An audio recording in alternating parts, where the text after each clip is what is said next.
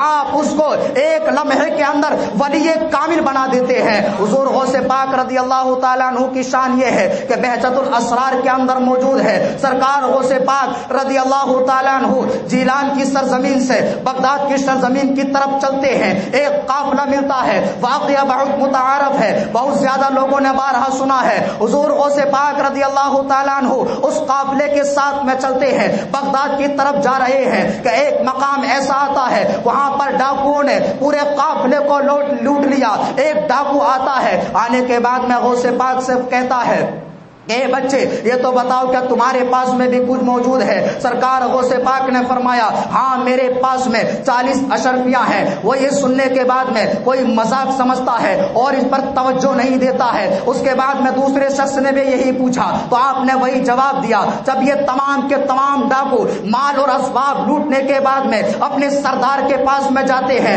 وہاں پر جا کر کے اس بچے کا تذکرہ کرتے ہیں کہ جس کی عمر ابھی 18 سال ہے۔ چنانچہ سردار کے پاس میں جب یہ تذکرہ کیا تو سردار نے حضور سیدنا غوث پاک شیخ عبد القادر جیلانی رضی اللہ تعالیٰ عنہ کو طلب فرمایا۔ سرکار غوث پاک وہاں پر گئے تو ڈاکوؤں کے سردار نے پوچھا اے بچے بتاؤ تمہارے پاس میں کیا موجود ہے؟ سرکار غوث پاک نے فرمایا کہ میرے پاس میں 40 اشرفیاں ہیں۔ وہ شخص پوچھنے لگتا ہے کہ 40 اشرفیاں کہاں ہیں؟ تو آپ فرماتے ہیں کہ میری جو ہے میری آستین کے برابر میں میری والدہ نے سل کر کے رکھی ہوئی ہے، وہاں پر پوشیدہ ہے۔ چنانچہ ڈاکو نے آپ کی جو ہے آستین کو چاک کرایا تو کیا دیکھا؟ اس کے اندر سے 40 اشرفیاں نکلتی ہے۔ اب ان کی قسمت کا ستارہ بلند ہونے والا ہے۔ چنانچہ سرکار غوث پاک رضی اللہ تعالیٰ عنہ سے ڈاکوؤں کا سردار کہتا ہے کہ بچے تم اچھی طرح سے جانتے ہو اگر ہمارے پاس میں کوئی آتا ہے تو اپنے مال کو چھپاتا ہے، اس لیے کہ ہم لوگ کسی پر رحم نہیں کرتے ہیں،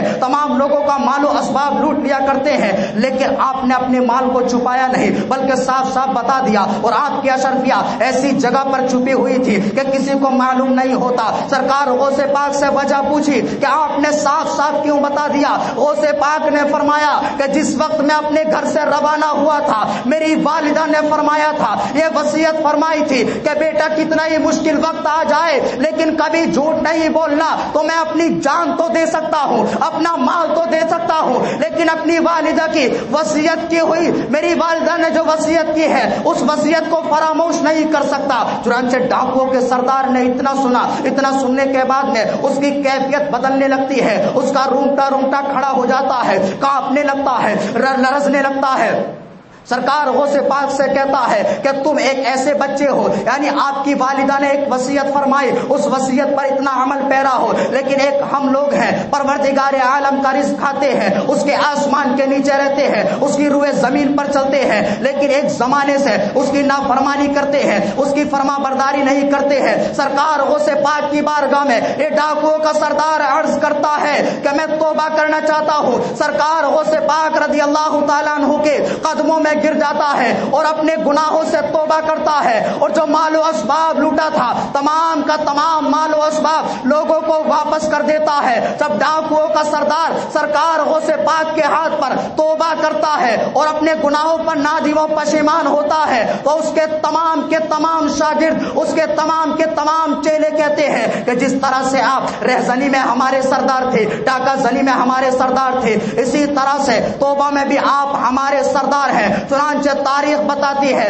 تاریخ گواہ ہے، سرکار غوث پاک رضی اللہ تعالیٰ عنہ کے دست حق پرست پر یہ تمام کے تمام لوگ توبہ کرتے ہیں، اور سرکار غوث پاک نے ایک ہی لمحے کے اندر یہ انعام عطا فرمایا کہ جتنے ڈاکو تھے تمام کے تمام ڈاکو توبہ کرنے کے بعد میں ولی کامل بن جاتے ہیں۔ تبھی تو ہم کہتے ہیں کہ نگاہ ولی میں وہ تاثیر دیکھی، بدلتی ہزاروں کی تقدیر دیکھی۔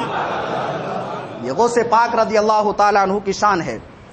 غوث پاک خود فرماتے ہیں ہم اول من تاب علی یدی، یعنی وہ پہلے لوگ تھے کہ جنہوں نے میرے ہاتھ پر توبہ کی۔ اب اس کے بعد میں سرکار غوث پاک رضی اللہ تعالیٰ عنہ کی کرامات سنو۔ سرکار غوث پاک کو پروردگار عالم نے بہت ساری کرامات عطا فرمائی، جیسا کہ سرکار غوث پاک خود فرماتے ہیں وَلَوْ أَلْقَيْتُ سِرِّي فَوْقَ مَيْتٍ لَقَامَ بِقُدْرَةِ الْمَوْلَى تَعَالِي، اگر میں اپنے راز کو کسی مردے پر ڈال دوں تو مردہ اٹھ کر کے کھڑا ہو جائے۔ سرکار غوث پاک رضی اللہ تعالیٰ عنہ اپنے ساتھیوں کے ساتھ میں آپ کا گزر ایک مقام سے ہوتا ہے۔ جب آپ ایک مقام سے گزرتے ہیں تو کیا دیکھتے ہیں کہ دو شخص آپس میں جھگڑا کر رہے ہیں، آپس میں تکرار کر رہے ہیں، آپس میں گفت و شنید کر رہے ہیں۔ سرکار غوث پاک نے اس کی وجہ کو دریافت فرمایا۔ سرکار غوث پاک نے پوچھا تو ایک شخص اس میں سے مسلمان تھا، دوسرا شخص عیسائی تھا۔ چنانچہ غوث پاک رضی اللہ تعالیٰ عنہ نے اس شخص سے پوچھا کہ تم لوگ کیوں تکرار کر رہے ہو،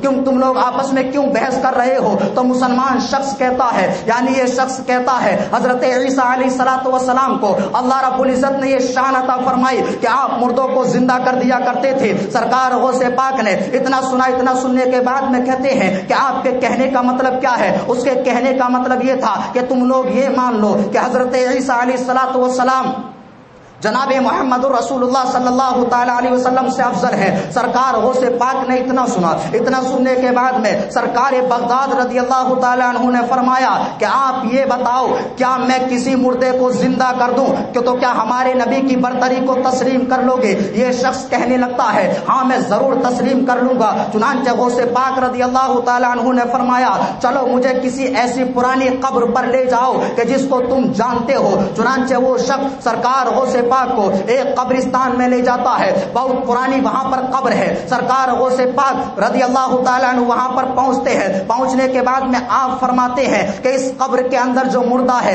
یہ گانے بجانے کا کام کیا کرتا تھا، اگر تم چاہو تو یہ اسی طرح سے اپنی قبر سے اٹھے۔ وہ شخص کہتا ہے یہ تو اور اچھی بات ہے۔ سرکار غوث پاک رضی اللہ تعالیٰ عنہ نے اس قبر کی طرف اشارہ فرمایا اور اشارہ فرما کر کے ارشاد فرمایا قم باذن اللہ۔ سرکار غوث پاک رضی اللہ تعالیٰ عنہ کا اتنا فرمانا تھا، جب مردے نے آپ کا اتنا فرمان سنا تو قبر شق ہو جاتی ہے، قبر پھٹ جاتی ہے اور اس سے ایک مردہ نکلتا ہے، اور مردہ نکلنے کے بعد میں اسی طرح سے گاتا اور بجاتا ہوا نکلتا ہے۔ چنانچہ جب اس عیسائی نے اتنا دیکھا، اتنا دیکھنے کے بعد میں وہ عیسائی فوراً کلمہ طیبہ لا الہ الا اللہ محمد الرسول اللہ پڑھ کر کے مسلمان ہو جاتا ہے۔ سبحان اللہ، یہ شان عطا فرمائی سرکار غوث پاک رضی اللہ تعالی عنہ کو پروردگار عالم نے۔ اس طرح سے آپ نے بہت سارے مردوں کو زندہ فرمایا۔ اسی طرح سے ایک دفعہ کا واقعہ ہے کہ ایک عورت اپنے لڑکے کو لے کر کے سرکار غوث پاک کی بارگاہ میں آئی، اور بارگاہ میں آنے کے بعد میں عرض کیا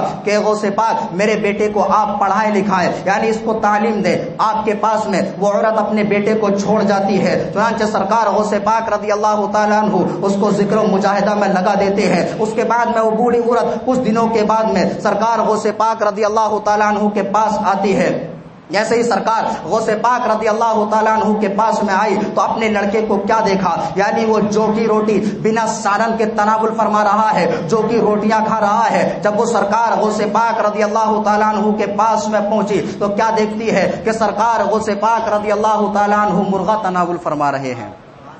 اسی لیے تو سرکار غوث پاک کا مرغا بہت مشہور ہے۔ بہت سارے لوگ غوث پاک رضی اللہ تعالیٰ عنہ کے نام پر مرغا کھاتے ہیں، لیکن صرف مرغا کھانا جو ہے وہ سرکار غوث پاک رضی اللہ تعالیٰ عنہ کی سیرت نہیں ہے۔ مرغا بھی کھائیے، لیکن ساتھ ہی ساتھ سرکار غوث پاک رضی اللہ تعالیٰ عنہ نے ہم کو جو درس دیا ہے اس درس پر بھی عمل کرنا ہوگا۔ سرکار غوث پاک کی بارگاہ میں جیسے ہی وہ عورت حاضر ہوتی ہے تو کیا دیکھتی ہے، سرکار غوث پاک مرغا تناول فرما رہے ہیں۔ سرکار غوث پاک کی بارگاہ میں عرض کرتی ہے اے میرے شیخ، اے شیخ عبد القادر جیلانی، میرا بیٹا بہت لاغر اور کمزور ہو چکا ہے اور آپ مرغا تناول فرما رہے ہیں۔ سرکار غوث پاک رضی اللہ تعالیٰ عنہ نے جب اتنا سنا، اتنا سننے کے بعد میں مرغی کی تمام ہڈیوں کو جمع فرمایا۔ ہڈیوں کو جمع فرمانے کے بعد میں اپنا دست مبارک ہڈیوں پر رکھا، اور رکھنے کے بعد میں سرکار غوث پاک نے فرمایا قومی باذن اللہ یحیی العظام وہی رمیم۔ سرکار غوث پاک نے فرمایا